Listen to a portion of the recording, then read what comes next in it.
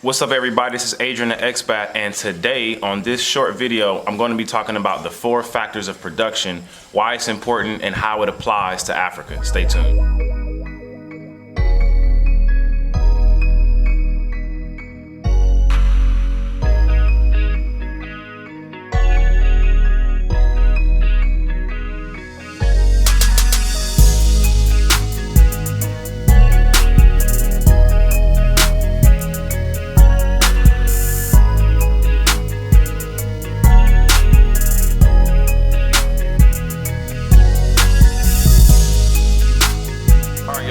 So this is Adrian the Expat, and today I want to talk about the 4 factors of production.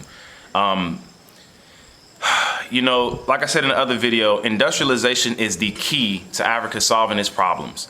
But what does it look like? So basically, for anything to get done, there are 4 factors of production. And this is just, again, a short video. I can't go into everything on this video, but I'm about to drop a series of these videos so that over time, you guys will have a full economic understanding of really what it'll take to industrialize or fix this place or develop this place. So today we're going to deal with the 4 factors of production, and the goal, what we're trying to produce, is a developed continent of Africa. We're trying to produce an industrialized society with jobs, education, high literacy rates, high healthcare, access to healthcare, higher standard of living. That's what we're trying to produce. That's what we're trying to accomplish. So how do we accomplish this? Well, to produce anything, you need 4 components: land, labor, capital, and entrepreneurship or enterprise. Right. So here's the thing, though. These African countries, they all have the land. They all have the labor. But what's missing, or what's very, very limited, is the capital. Whether that's liquid capital in the form of cash, or we're talking about capital goods, which I'll do videos on all of this stuff separately. If we're talking about capital goods, which is like machinery. So the ability to mechanize, like I spoke about in the other video, is directly linked to capital. And I don't care whether you're talking about technology, advanced computer technology, software engineering, or we talking about basic analog mechanization, just, simple machines that can do simple work, like a lift that can bring some concrete from the 1st floor up to the 5th floor, something simple like that. These things are called capital goods. And it takes money to buy these machines, or at least a relationship with somebody who owns a lot of these machines, who can invest them or put them in the areas where they're needed, and then hire the labor that's there to actually run these machines. So land, labor, capital, we just discussed capital. And now the last thing, entrepreneurship or enterprise. See, unfortunately, African countries, most of them were colonized, and the philosophy taught to them during their colonization was socialism. Socialism, in short, I don't want to go into it in this video, but it breeds a mentality of the government is responsible for everything. And it kind of like it creates a self-defeating mentality, to where the people who believe in socialism or who are used to socialism, they don't think they have any power to do anything themselves. Whereas capitalism, on the other side, is basically, a capitalist is another word for an entrepreneur. And I love the way Patrick Bet-David said it. I'm going to link his video in this video.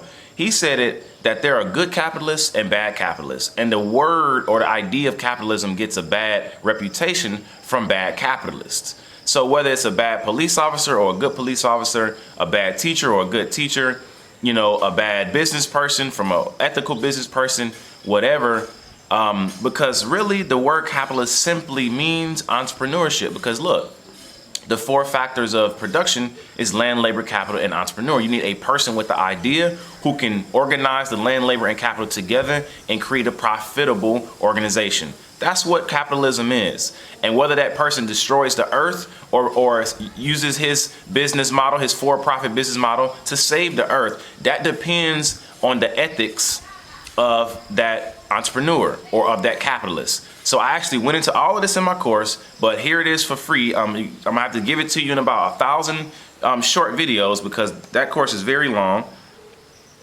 But either way, so like we just discussed that entrepreneur. I'm sorry, my mother just sent me a text message. I got distracted. An entrepreneur is another word for capitalist. Capitalist is another word for entrepreneur. That's what we want to realize. So we want to take away this negative reputation of the word capitalist. There's nothing wrong with being a capitalist. That's the person who's responsible for organizing the land, labor, and the capital, right? So now the issue is here in Africa, there are very few, if any, capitalists. There are no entrepreneurs. There's nobody who takes the idea in their head and their ability to connect land, labor, and capital. Now you have the younger generation. They like the idea. They're naturally becoming entrepreneurs in the spirit, but they don't have the connections to capital, right? And this is why everybody's trying to skip over mechanization and industrialization in a traditional sense and move directly to advanced technology and software engineering, thinking that somehow if we just aggregate data in a mobile application, that'll help us industrialize. I don't care how many apps, I don't care how much money is thrown into mobile application development and fintech and all of that. That $500 million in financial technology is not going to pave these roads, period.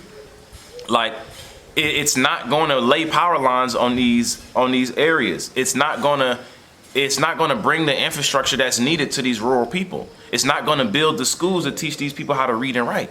It just won't.